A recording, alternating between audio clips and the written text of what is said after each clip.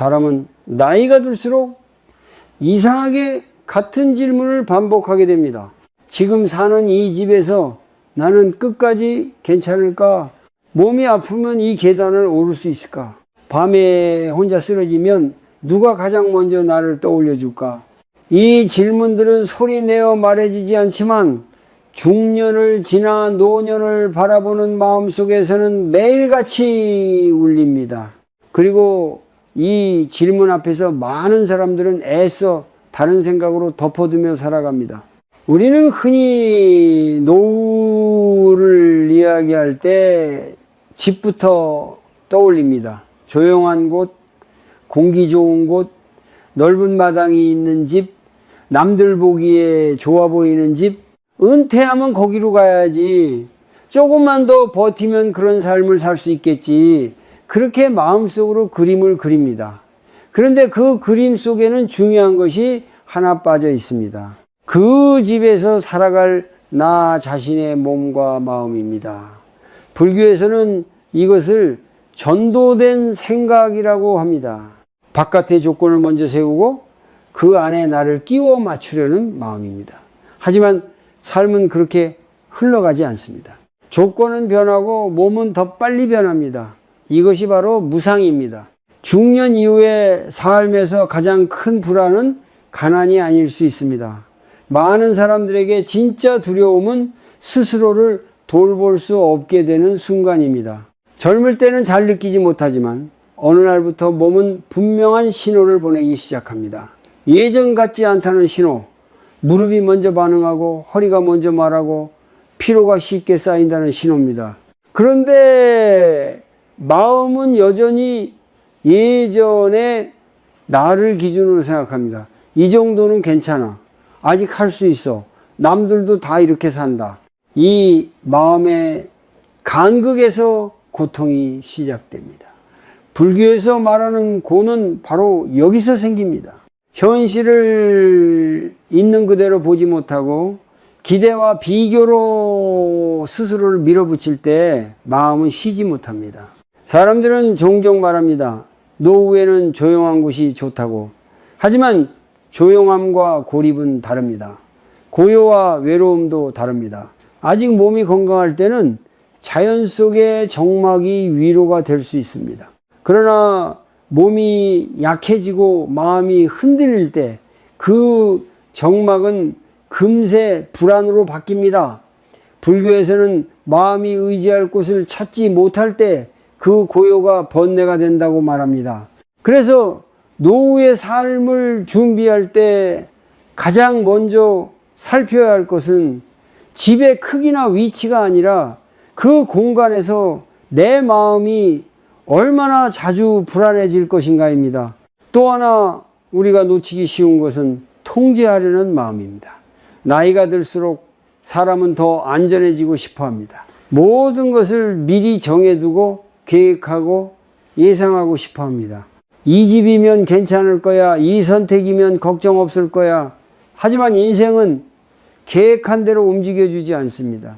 병은 예고 없이 오고 사람의 마음도 늘 같은 자리에 머물지 않습니다. 그럼에도 불구하고 통제하려는 마음을 내려놓지 못하면 집은 쉼터가 아니라 불안을 키우는 장소가 됩니다. 불교에서 말하는 집착은 바로 이런 마음입니다. 안전을 원하지만 그 방식이 오히려 스스로를 옥죄는 것. 중년의 많은 부모들은 자녀를 떠올리며 노후를 생각합니다. 가까이 살면 괜찮지 않을까? 혹시 무슨 일이 있으면 도와주지 않을까? 하지만 마음 한편에서는 이미 알고 있습니다. 자녀에게 기대는 순간 실망도 함께 따라온다는 것을 기대는 보이지 않는 요구가 되고 그 요구는 관계를 무겁게 만듭니다. 그래서 노후의 집을 생각할 때 자녀가 얼마나 자주 올 수 있는가 보다 더 중요한 질문이 있습니다. 내가 혼자 있는 시간에도 이 공간이 나를 무너뜨리지 않는가 하는 질문입니다. 여기서 잠시 멈추어 조용히 스스로에게 물어보시기 바랍니다. 오늘 이 질문에 답을 찾을 필요는 없습니다. 다만 마음속에 올려놓기만 하면 됩니다. 지금 내가 그리는 노후의 집은 나를 편안하게 하기 위한 것인가? 아니면 불안을 감추기 위한 것인가? 이 질문을 붙잡고 있으면 다음 이야기가 조금 더 또렷하게 들릴 것입니다. 많은 사람들의 노후 이야기는 비슷한 장면으로 시작됩니다. 처음에는 모든 것이 좋았다고 말합니다.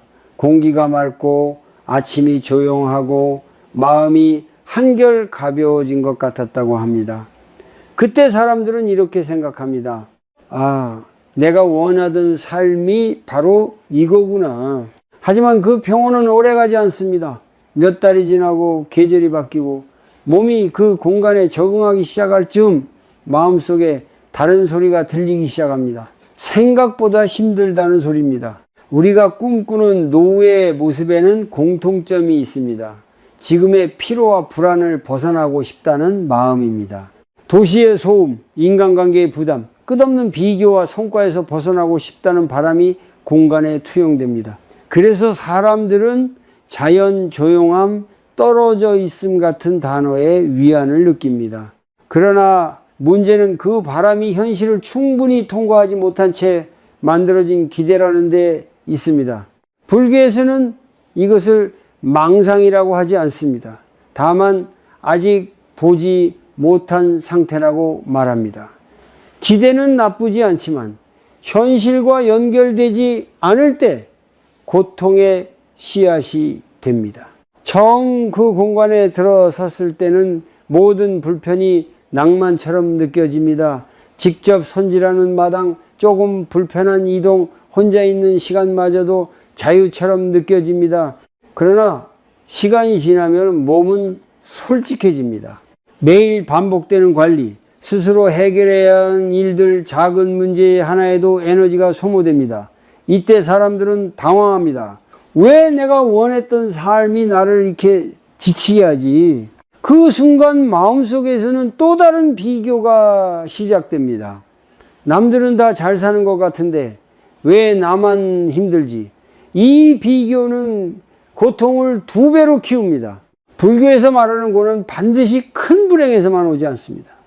잘못된 기대가 조금씩 현실과 어긋날 때 그 틈에서 고는 자랍니다. 노후의 삶에서 이 고는 더 선명해집니다. 젊을 때는 불편을 버틸 체력이 있지만 나이가 들수록 작은 불편이 곧 부담이 됩니다. 그런데 마음은 여전히 처음 가졌던 이상을 놓지 못합니다. 이 정도는 참아야지, 여기까지 왔는데 포기할 수 없지. 이 생각이 바로 집착입니다. 집착은 상황을 더 어렵게 만들고 선택지를 좁혀버립니다. 또 하나의 어려움은 스스로에게 솔직해지기 힘들다는 점입니다. 사람들은 실패했다고 느끼는 것을 두려워합니다. 그래서 불편함을 인정하기보다 그냥 내가 적응하면 된다고 스스로를 설득합니다. 하지만 마음은 이미 알고 있습니다. 이 공간이 나를 쉬게 하지 않는다는 것을 불교에서는 괴로움의 시작을 부정이라고 말합니다. 있는 그대로 보지 않으려는 마음, 인정하지 않으려는 마음이 결국 더 큰 고통으로 돌아옵니다. 중년 이후의 삶에서는 선택을 바꾸는 것이 늦은 것이 아닙니다. 오히려 그때서야 진짜 선택이 시작됩니다. 그러나 기대에 너무 오래 머물러 있으면 변화할 힘마저 소진됩니다. 그래서 노후의 공간을 이야기할 때 중요한 질문은 이것입니다. 이 삶이 나를 편안하게 하는가, 아니면 계속해서 버티게 하는가? 버틴다는 느낌이 들기 시작했다면 그것은 이미 쉼터가 아닐 수 있습니다. 이 부분에서 잠시 자신을 돌아보는 시간이 필요합니다. 지금 떠올리는 노후의 그림 속에서 나는 어떤 표정을 하고 있는가? 여유로운지, 아니면 계속 무엇인가를 감당하고 있는지, 그 표정이 다음 선택을 알려줍니다. 다음 이야기에서는 왜 사람들은 이런 불편을 알면서도 쉽게 떠나지 못하는지, 그리고 그 마음의 뿌리가 어디에 있는지를 조금 더 깊이 들여다보겠습니다. 사람은 몸이 변하기 시작할 때보다 그 변화를 인정해야 할 때 더 큰 혼란을 겪습니다. 중년을 지나며 많은 이들이 이렇게 말합니다. 아직 괜찮다. 아직은 할 수 있다. 이 말은 사실 용기라기보다 두려움에 가깝습니다. 몸이 예전 같지 않다는 사실을 받아들이는 순간 삶의 방식 전체를 다시 바라봐야 하기 때문입니다. 그래서 우리는 무의식적으로 몸의 신호를 무시하고 마음으로 상황을 통제하려 합니다. 이것이 노후의 불안을 키우는 첫 번째 시작점입니다. 불교에서는 몸과 마음을 분리해서 보지 않습니다. 몸이 무상하든 마음도 무상합니다. 그러나 우리는 마음만큼은 예전처럼 단단하다고 믿고 싶어 합니다. 계단 몇 개쯤은 괜찮아. 조금 불편해도 익숙해지면 돼. 이런 생각들이 반복됩니다. 하지만 반복되는 생각은 곧 부담이 되고 부담은 긴장으로 바뀝니다. 그 긴장은 집 안에서도 풀리지 않습니다. 쉬어야 할 공간에서조차 몸은 경계 상태에 머뭅니다. 이것이 바로 고입니다. 특별한 사건이 없어도 늘 대비해야 한다는 느낌 속에서 살아가는 것. 노후에 접어들수록 통제하려는 마음은 더 강해집니다. 집이 이 정도면 안전해. 주변이 이 정도면 괜찮아. 모든 조건을 체크해두면 안심할 수 있을 것 같기 때문입니다. 그러나 삶은 체크리스트로 관리되지 않습니다. 갑작스러운 통증, 예기치 않은 사고, 혼자 해결해야 하는 순간은 언제든 찾아옵니다. 그때 통제하려던 마음은 오히려 더 큰 불안을 만들어냅니다. 왜냐하면 통제는 완벽해야만 의미가 있기 때문입니다. 하나라도 어긋나면 마음은 무너집니다. 중년 이후 많은 사람들이 경험하는 또 하나의 고통은 생각의 반복입니다. 같은 장면을 계속 떠올립니다. 밤에 아프면 어떻게 하지? 비가 오면 이동은 괜찮을까? 혼자 있을 때 문제가 생기면 누가 도와줄까? 이런 생각들은 문제를 해결하기 위해서라기보다 불안을 확인하기 위해 반복됩니다. 불교에서는 이것을 번뇌라고 합니다. 번뇌는 생각이 많아서 생기는 것이 아니라 붙잡고 놓지 않아서 생깁니다. 이 지점에서 중요한 것은 불안을 없애려 애쓰지 않는 것입니다. 불안을 느끼는 자신을 나약하다고 판단하지 않는 것입니다. 불교의 자비는 타인에게만 향하는 것이 아닙니다. 먼저 자신에게 향해야 합니다. 지금의 몸이 이런 신호를 보내고 있구나. 지금의 마음이 이런 두려움을 안고 있구나. 그렇게 알아차리는 것이 시작입니다. 알아차림이 생기면은 통제하려는 힘은 조금씩 풀립니다. 잠시 아주 간단한 연습을 해볼 수 있습니다. 지금 이 글을 들으며 어깨에 힘이 들어가 있는지 느껴보십시오. 숨을 깊게 들이마시고 길게 내쉽니다. 그리고 마음속으로 말해봅니다. 지금 이 순간만큼은 괜찮다. 이 연습은 문제를 해결해 주지는 않습니다. 하지만 마음이 스스로를 밀어붙이는 힘을 멈추게 합니다. 노후의 삶에서 가장 필요한 것은 완벽한 대비가 아니라 긴장을 내려놓을 수 있는 여유입니다. 집이라는 공간도 마찬가지입니다. 그곳이 나를 지켜준다고 믿을수록 나는 그 공간에 더 많은 것을 요구하게 됩니다. 안전해야 하고 편리해야 하고 모든 상황을 감당할 수 있어야 합니다. 하지만 어떤 집도 그 모든 것을 대신해 줄 수는 없습니다. 그 사실을 인정할 때 우리는 비로소 다른 선택을 볼 수 있게 됩니다. 다음 이야기에서는 이런 통제의 마음이 왜 결국 외로움으로 이어지는지, 그리고 그 외로움의 본질이 무엇인지 살펴보려 합니다. 사람들은 흔히 말합니다. 혼자 살면 외롭다고. 하지만 중년 이후의 외로움은 단순히 혼자 있기 때문에 생기지 않습니다. 사람들로 둘러싸여 있어도 마음이 닿지 않으면 외로움은 더 깊어집니다. 반대로 조용한 공간에 혼자 있어도 마음이 안정되어 있으면 외롭지 않을 수도 있습니다. 노년의 외로움은 공간의 문제가 아니라 연결의 문제입니다. 많은 사람들이 자연 속에서의 삶을 꿈꾸는 이유도 여기에 있습니다. 시끄러운 인간관계에서 벗어나고 싶고 비교와 평가에서 쉬고 싶기 때문입니다. 그러나 관계를 피하는 것과 관계가 없는 것은 다릅니다. 관계에서 상처받은 마음이 치유되지 않은 채 혼자가 되면 고요는 곧 침묵이 되고 침묵은 자신을 향한 수많은 생각으로 바뀝니다. 불교에서는 이를 내면의 소음이라고 부릅니다. 바깥이 조용해질수록 안에서는 더 많은 목소리가 올라옵니다. 노후의 삶에서 이 외로움은 아주 현실적인 모습으로 나타납니다. 식탁에 혼자 앉아 있을 때, 하루 동안 나눈 말이 거의 없다는 것을 깨달을 때, 문을 열어도 인사할 사람이 떠오르지 않을 때, 이때 마음은 과거로 갑니다. 예전에는 바빴지만 사람은 많았지. 그때가 더 나았을까? 이런 비교는 현재의 고요를 더 쓸쓸하게 만듭니다. 불교에서 말하는 비교는 스스로를 괴롭히는 가장 빠른 길입니다. 지금의 나를 과거의 나와 겨루게 만들기 때문입니다. 외로움이 깊어지면 사람은 자신을 점점 줄여갑니다.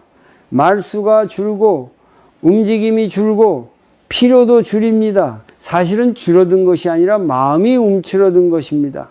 누군가에게 폐가 될까봐, 귀찮은 존재가 될까봐 스스로를 조심스럽게 다루기 시작합니다. 이때 외로움은 단순한 감정이 아니라 삶의 리듬을 무너뜨리는 힘이 됩니다. 불교에서는 이것을 자신을 향한 무자비라고 표현합니다.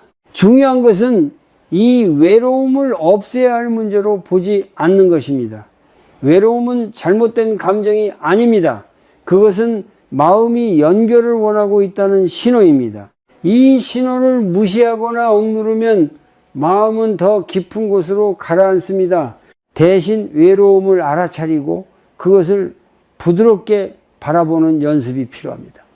지금 내가 외롭구나. 지금 내가 누군가와 연결되고 싶구나. 이 인정이 자비의 시작입니다. 여기서 한 가지 아주 작은 실천을 제안합니다. 오늘 하루 누군가와 짧은 인사를 나누어 보십시오. 길을 지나며 가게에서 엘리베이터에서 깊은 대화가 아니어도 괜찮습니다. 마음을 열어두는 연습입니다. 불교에서 말하는 연기는 이렇게 작게 시작됩니다. 내가 마음을 열면 세상도 아주 조금 열립니다. 노후의 공간을 선택할 때도 이 기준은 중요합니다. 얼마나 멀리 떨어져 있는가 보다 얼마나 연결될 수 있는가를 살펴보아야 합니다. 이웃과 마주칠 수 있는지, 걸어 나갈 수 있는 길이 있는지, 사람의 온기가 느껴지는지, 이런 요소들은 집의 평수나 풍경보다 훨씬 오래 마음에 남습니다.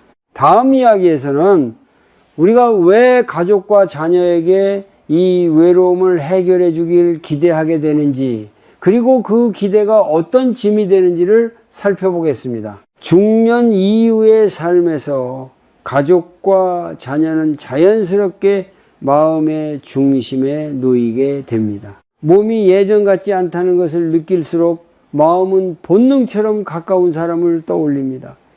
혹시 아플 때 연락할 수 있을까? 외로울 때 말 한마디 건넬 수 있을까? 이런 생각은 이기적인 마음이 아니라 인간으로서 너무도 자연스러운 감정입니다. 그러나 이 자연스러움이 말로 표현되지 못한 채 쌓이면 그것은 어느새 기대가 되고, 기대는 관계를 무겁게 만듭니다. 많은 부모들은 자녀에게 아무것도 바라지 않는다고 말합니다. 하지만 마음 깊은 곳에서는 작은 바람 하나쯤은 품고 살아갑니다. 자주 오지 않아도 괜찮다. 다만 내가 필요할 때는 와주었으면 좋겠다. 문제는 이 바람이 서로 정확히 나누어지지 않는다는 데 있습니다. 자녀는 이미 자기 삶의 무게로 버거운데 부모의 마음속 기대까지 짐처럼 느껴질까봐 말하지 않습니다. 부모 역시 자녀에게 부담을 주고 싶지 않아 그 기대를 혼자 삼킵니다.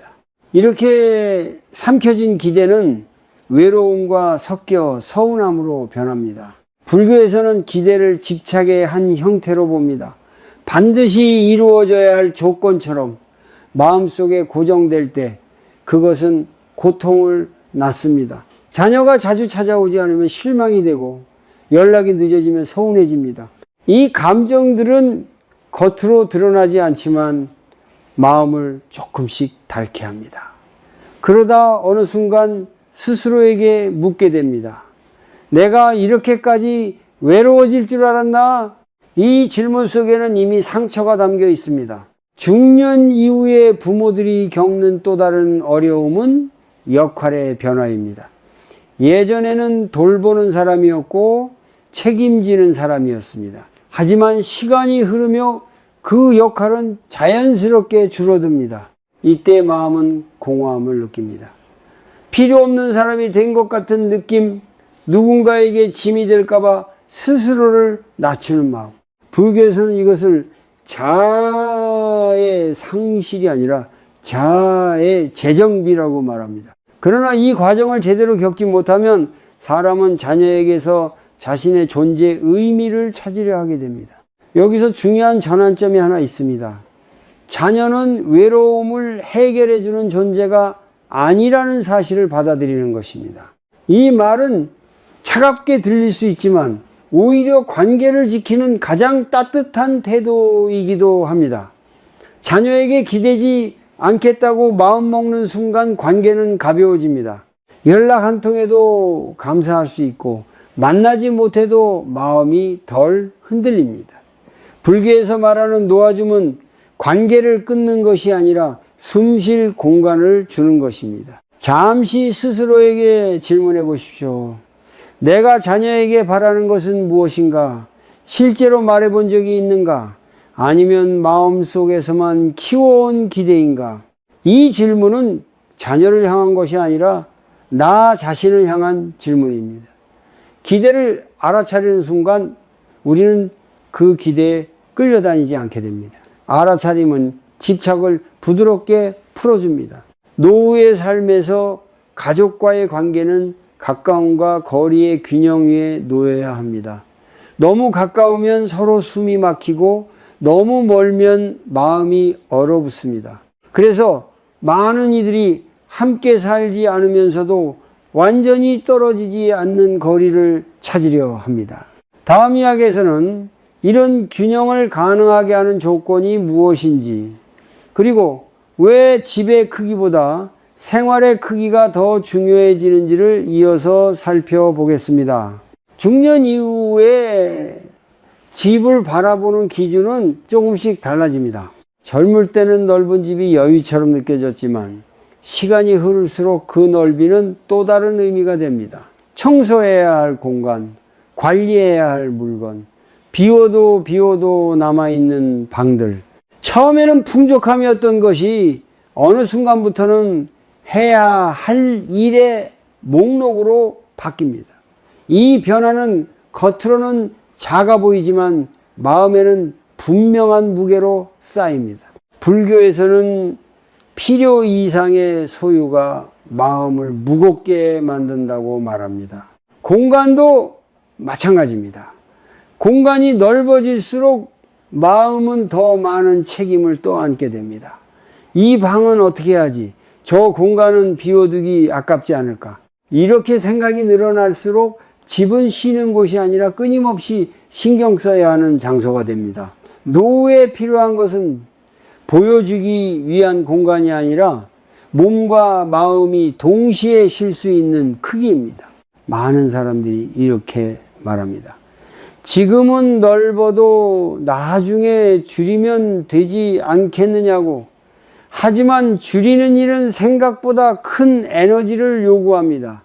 물건을 정리하고 공간을 비우고 익숙한 것들과 작별하는 과정은 체력과 결단력이 함께 필요합니다.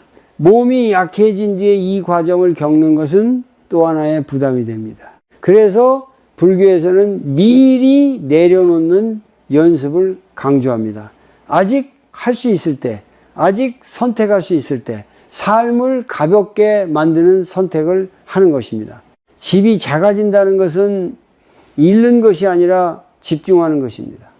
필요한 것만 남기고 쓰지 않는 것은 흘려보내는 삶. 이렇게 공간이 단순해지면은 마음도 단순해집니다. 어디에 무엇이 있는지 알 수 있고 움직임이 줄어들며 실수가 줄어듭니다. 노후에는 이런 단순함이 곧 안전이 됩니다. 불교에서 말하는 중도는 바로 이런 상태입니다. 많지도 적지도 않은 지금의 나에게 맞는 상태. 또 하나 중요한 변화는 집 안에서의 동선입니다. 젊을 때는 크게 의식하지 않았던 움직임 하나하나가 나이가 들수록 중요해집니다.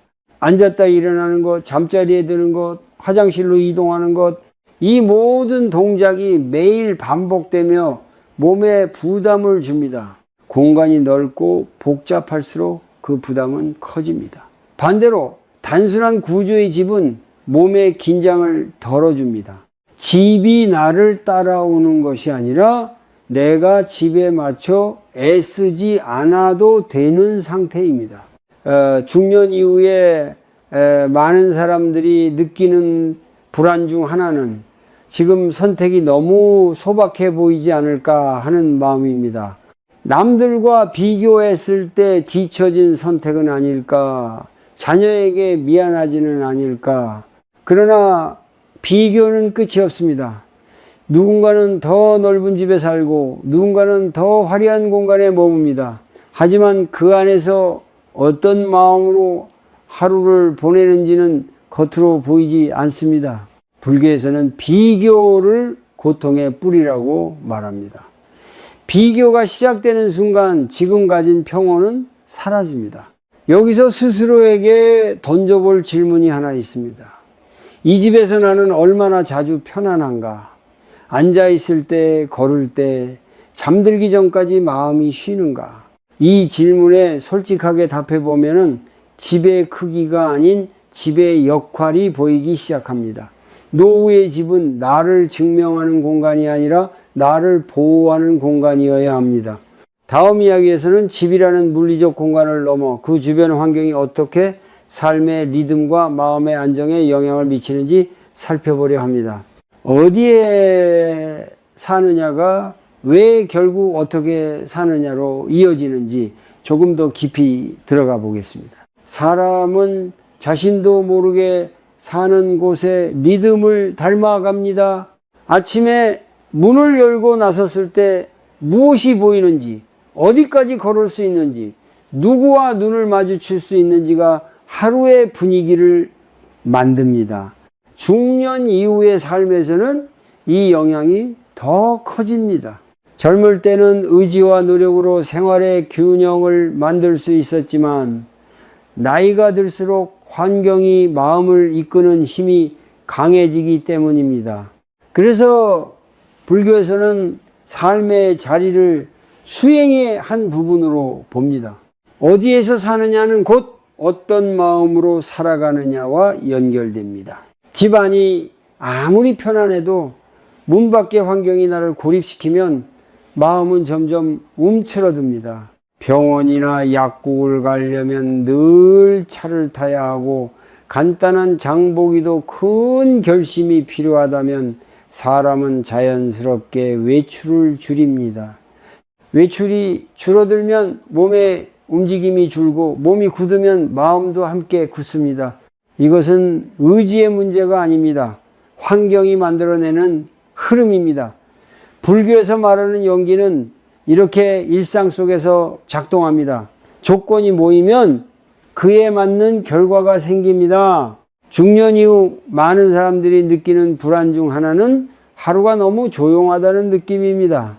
처음에는 평화처럼 느껴지던 고요가 시간이 지나면 공허로 바뀝니다.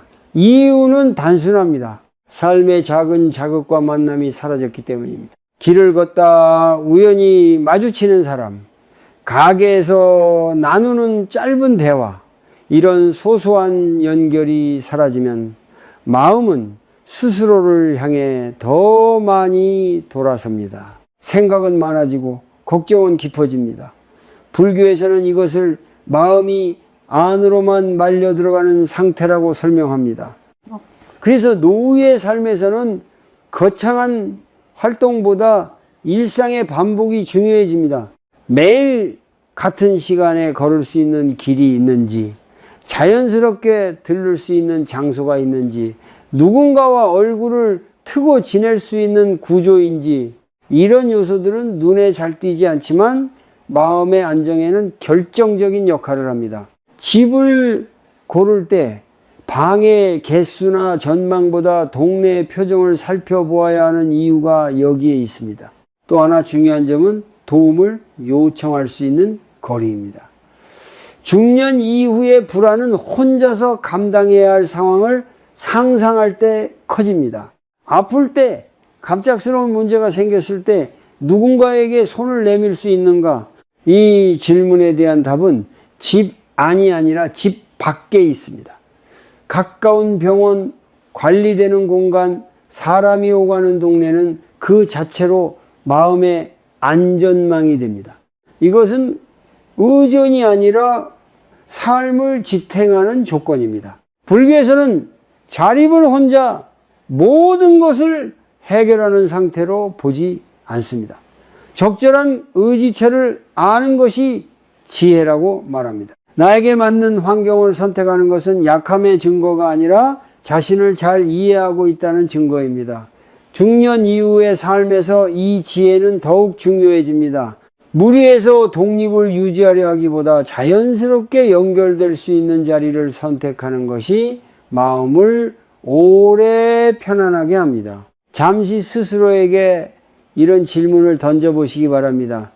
지금 내가 사는 곳에서 하루에 한 번이라도 자연스럽게 밖으로 나가고 싶은 마음이 드는가?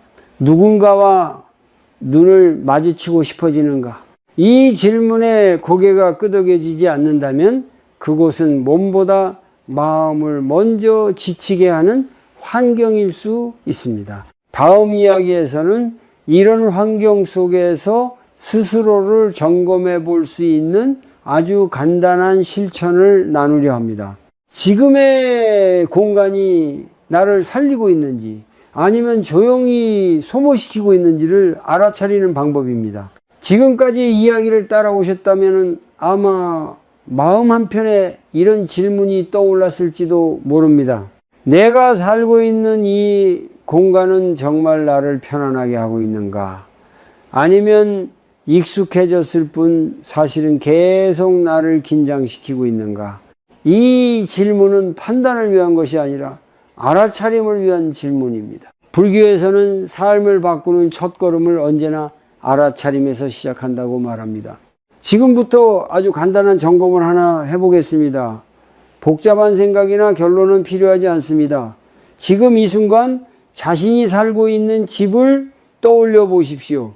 아침에 눈을 떴을 때 가장 먼저 드는 감정은 무엇입니까?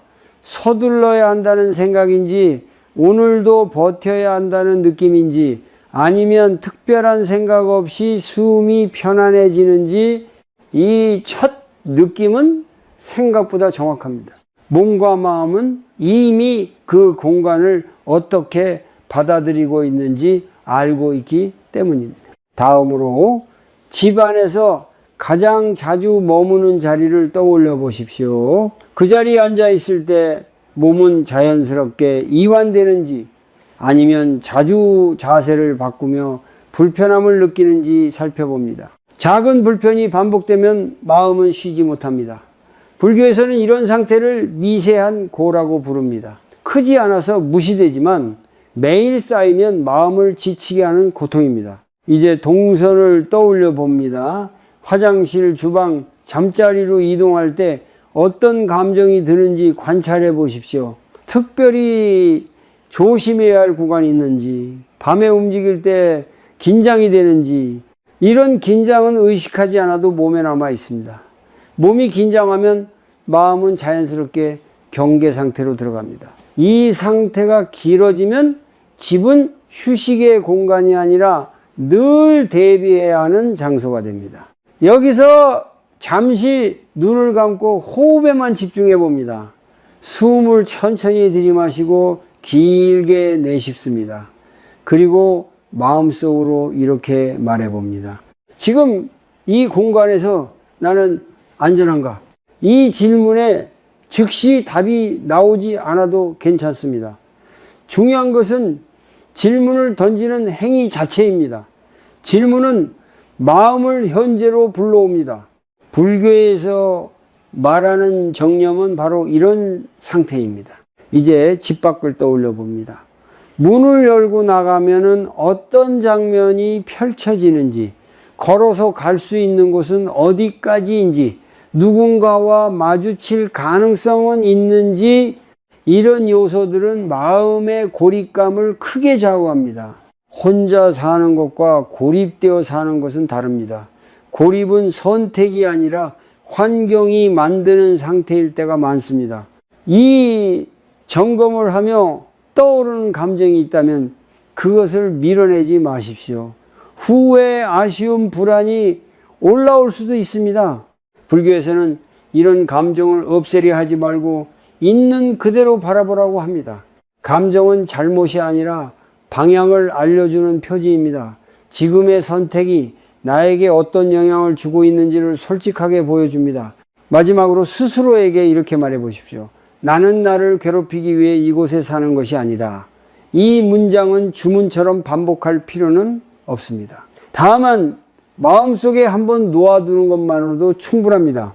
자신을 향한 자비는 거창한 행동이 아니라 이렇게 부드러운 인식에서 시작됩니다. 다음 이야기에서는 이런 알아차림을 바탕으로 왜 어떤 선택을 내려놓는 것이 오히려 자유가 되는지, 그리고 내려놓음이 삶을 어떻게 가볍게 만드는지를 이어서 이야기해 보겠습니다. 사람은 흔히 내려놓는다는 말을 들으면은 무언가를 포기하는 장면부터 떠올립니다. 애써 이뤄온 선택을 되돌리는 일, 지금까지의 노력을 부정하는 일처럼 느껴지기 때문입니다. 특히 중년 이후에는 그 감정이 더 강해집니다. 이 나이에 다시 바꿔도 될까? 지금까지 버텨온 시간이 아깝지 않을까? 이런 생각들이 마음을 붙잡습니다. 하지만 불교에서 말하는 내려놓음은 포기가 아니라 고통을 더 키우지 않는 선택입니다. 많은 사람들은 불편함을 느끼면서도 쉽게 움직이지 못합니다. 이유는 단순합니다. 이미 너무 많은 에너지를 들였기 때문입니다. 집을 고르고 이사하고 적응해 온 시간들이 마음에 남아 있습니다. 그래서 스스로에게 이렇게 말합니다. 조금만 더 참자. 익숙해지면 괜찮아질 거야. 그러나 불교에서는 고통이 줄어들 기미가 없는데도 계속 버티는 것을 지혜라고 부르지 않습니다. 그것은 집착입니다. 집착은 상황을 붙잡고 있는 것이 아니라 스스로를 묶고 있는 상태입니다. 중년 이후의 삶에서는 선택의 기준이 바뀌어야 합니다. 예전에는 얼마나 가치 있는가, 얼마나 남들 보기에 괜찮은가가 중요했다면 이제는 얼마나 나를 덜 힘들게 하는가가 중요해집니다. 이 기준의 변화는 실패가 아니라 성숙입니다. 불교에서 말하는 지혜는 상황에 맞게 기준을 바꾸는 능력입니다. 몸이 달라졌다면 삶의 방식도 달라지는 것이 자연스럽습니다. 내려놓음이 필요한 순간은 대개 아주 조용하게 찾아옵니다. 더 이상 이 공간에서 마음이 쉬지 않는다는 느낌, 매일 같은 불편을 견디고 있다는 자각, 이 신호를 무시하지 않는 것이 중요합니다. 불교에서는 고통이 메시지라고 말합니다. 고통은 벌이 아니라 방향을 알려주는 신호입니다. 그 신호를 듣지 않으면 고통은 점점 더 큰 소리로 말을 걸어옵니다. 여기서 한 가지 분명히 해야 할 것이 있습니다. 내려놓는다고 해서 모든 것을 잃는 것은 아닙니다. 오히려 불필요한 무게를 덜어내는 것입니다. 집을 바꾸는 선택도 마찬가지입니다. 그 선택은 과거를 부정하는 것이 아니라 지금의 나를 존중하는 행위입니다. 불교에서 말하는 자비는 자신을 괴로운 상황에 계속 두지 않는 데서 시작됩니다. 많은 사람들이 두려워하는 것은 변화 그 자체가 아니라 변화 이후의 불확실성입니다. 그러나 이미 불편함 속에 살고 있다면 그 불확실성은 새로운 위험이 아니라 새로운 가능성일 수 있습니다. 모든 선택에는 불확실성이 따르지만 모든 선택이 같은 고통을 주지는 않습니다. 내려놓음은 고통을 선택하지 않겠다는 선언입니다. 잠시 자신에게 물어보십시오. 지금의 삶에서 나는 무엇을 지키기 위해 이렇게 애쓰고 있는가? 그리고 그것이 정말 지금의 나에게 필요한 것인가? 이 질문은 빠른 답을 요구하지 않습니다. 다만 마음속에 여지를 만들어 줍니다. 여지가 생기면 선택지도 보이기 시작합니다. 다음 이야기에서는 이렇게 내려놓은 이후에 비로소 보이는 노후의 삶의 모습, 완벽하지 않지만 훨씬 편안한 삶의 방향을 함께 그려보려 합니다. 노후의 삶을 완벽하게 준비한 사람은 없습니다. 다만 조금 덜 불안하게, 조금 더 편안하게 살아가는 사람들은 있습니다. 그 차이는 돈이나 집의 크기에서 나오지 않습니다. 자신의 몸과 마음을 얼마나 솔직하게 바라보았는지, 그리고 그에 맞는 선택을 했는지에서 갈라집니다. 불교에서는 이것을 분수에 맞는 삶이라고 말합니다. 욕심을 줄여서가 아니라 현실을 정확히 보았기 때문에 가능한 삶입니다. 중년 이후의 삶에서 가장 중요한 조건은 혼자서도 무너지지 않는 구조입니다. 늘 누군가 곁에 있어야만 유지되는 삶은 결국 또 다른 불안을 낳습니다. 반대로 혼자 있어도 기본적인 일상이 유지되고 필요할 때는 자연스럽게 도움을 받을 수 있는 환경은 마음에 깊은 안정감을 줍니다. 이 안정감은 생각보다 큽니다. 내일을 상상할 수 있게 하고 불필요한 걱정을 줄여줍니다. 노후의 집은 모든 것을 해결해주는 장소가 될 수 없습니다.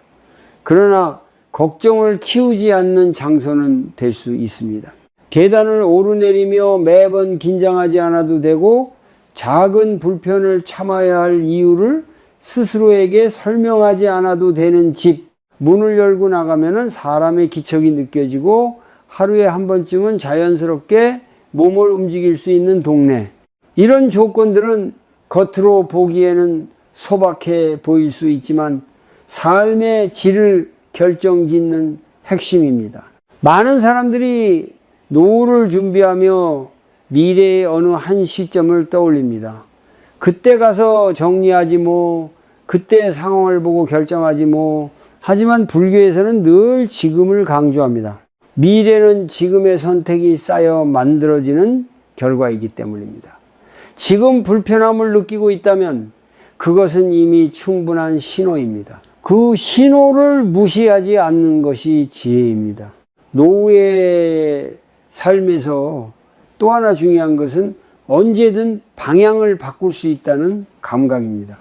이 집에서 평생 살아야 한다는 생각은 마음을 옥죄지만 필요하면 옮길 수 있다는 여지는 마음을 놓이게 합니다. 선택의 여지가 있다는 것만으로도 삶은 훨씬 가벼워집니다. 불교에서 말하는 자유는 원하는 대로 사는 것이 아니라 묶이지 않는 상태입니다. 여기까지 오면서 아마 마음속에 여러 장면이 스쳐갔을 것입니다. 지금 살고 있는 집, 언젠가 떠올렸던 노후의 그림, 아직 정리되지 않은 걱정들, 그 모든 생각을 억지로 정리할 필요는 없습니다. 다만 한 가지만 기억해 두면 충분합니다. 노후의 삶은 잘 사는 것이 아니라 덜 힘들게 사는 방향으로 가야 한다는 것. 이 기준이 분명해지면 선택은 조금씩 쉬워집니다. 마지막으로 스스로에게 이렇게 말해 보시기 바랍니다. 나는 이미 충분히 애써 왔다. 이제는 나를 지키는 선택을 해도 된다.